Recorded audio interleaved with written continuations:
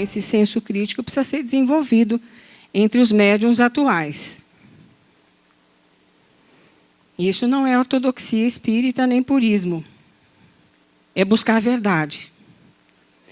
Então, o verdadeiro conhecimento trazido pelo Espiritismo é inabalável diante das mudanças que ocorrem à nossa volta e sempre presentes em nossas vidas, olha só. Difere do senso comum, ou seja, dos fatos e acontecimentos que nos cercam e que definem o nosso cotidiano. A opinião é válida? É o que os meios de comunicação desenvolvem. É a opinião, a correta opinião, não é? São feitas até pesquisas de opinião em diversas situações. Mas a opinião está circunscrita ao momento que nós estamos vivendo. É diferente da verdade e do conhecimento, que ele é perene, imutável e para sempre, eterno. Né? Então, nós vivemos, já dizia o Pitágoras, que nós vivemos no mundo das opiniões, né? O mundo é um mundo de opinião. Então, vamos deixar um pouquinho a opinião para buscar, que é o senso comum, conhecimento. A filosofia espírita é feita de verdades eternas. Olha só, princípios eternos imutáveis, os quais vamos compreendendo o alcance a partir da nossa própria evolução intelecto-moral. Então, o espiritismo não precisa de atualização. Quem precisa de atualização são os espíritas, né? Onde quer que eles estejam. Precisam se atualizar com o conhecimento espírita.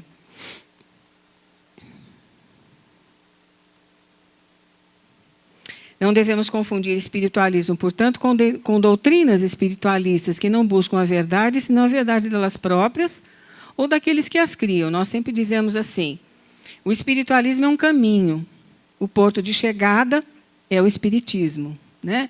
A autoajuda é muito bom, então, mas só que a autoajuda funciona como um analgésico. Vai passar a dor naquele momento, mas a doença não foi curada. A enfermidade da alma, da qual trata a filosofia espírita, não vai ser curada. Né? Então, analgésico temporário, mas a finalidade da nossa existência é desenvolver conhecimento em busca da verdade. Né? Então, é necessário que a gente saiba definir, para não se prender a determinados pensamentos de determinados autores.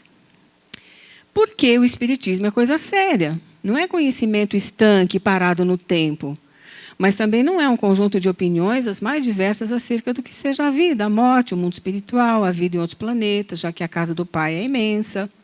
Né? Então, olha só quantas elucubrações que se fazem aí em cima dos princípios espíritas. Né?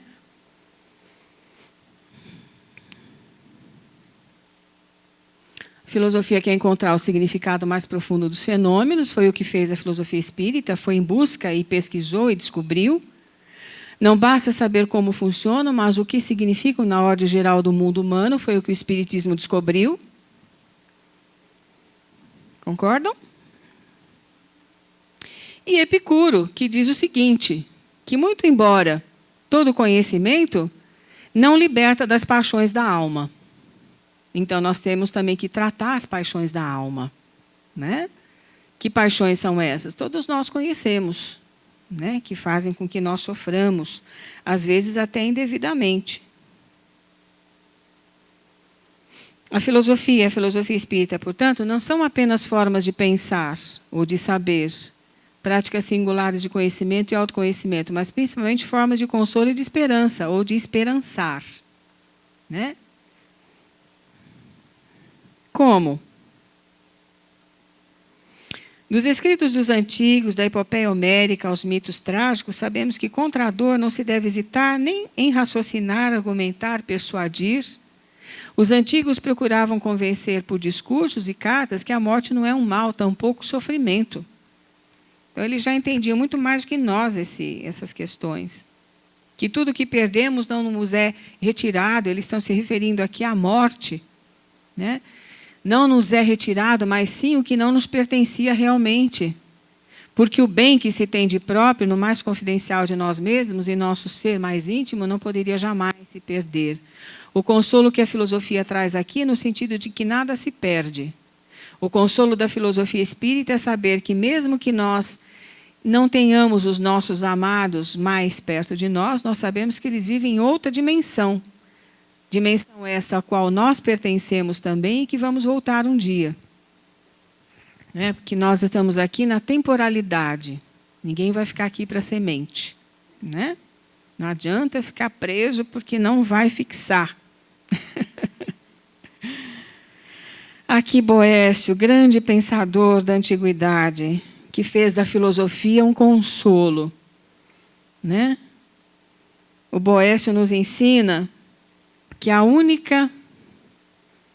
o que Boécio nos ensina é que a única cultura fértil, oral ou escrita que trazemos intimamente em nós são os textos clássicos inesgotáveis, inseminados em nossa memória, cujas palavras tornam-se fontes vivas à prova de tristeza, da morte e do sofrimento. O resto, de fato, é apenas literatura.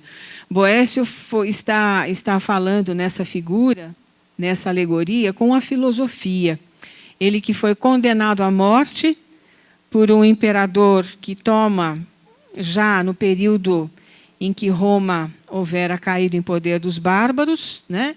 Então, ele, num primeiro momento, como romano, ele é utilizado em seus conhecimentos para que esse imperador bárbaro se fixe no seu poder, mas quando ele começa a articular determinados conhecimentos com outras pessoas, esse imperador acha que ele está traindo e o condena à morte. Então, os últimos momentos de vida, ele passa dentro de uma prisão, morre com 50 e poucos anos, e escreve um livro chamado A Consolação da Filosofia. Né? E o Alain de Botton, que é um pensador contemporâneo, vai escrever um outro livro chamado As Consolações da Filosofia. E aí o nosso programa da TV Mundo Maior e do Encontro com a Cultura foi As Consolações da Filosofia Espírita. Tá? Seguimos os conselhos do Boécio e do Alain de Botton.